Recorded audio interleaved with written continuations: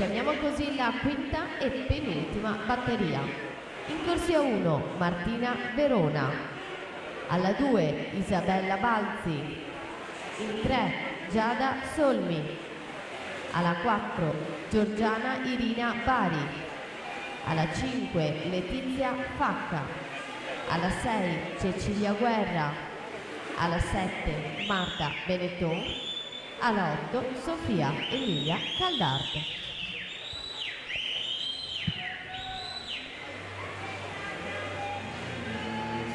Teste di serie in acqua con la batteria 4, terzultima. Corsia 3 Angelica Bottega, noto di nuoto 74 in vantaggio. Il suo passaggio era stato 31,65. Siamo all'epilogo, quindi va a mettere un primo riferimento. Angelica Bottega 1,7,97 su Anna Maria Neamtu 1,9,90. 2 centesimi Alice Gavagni 1,9,92.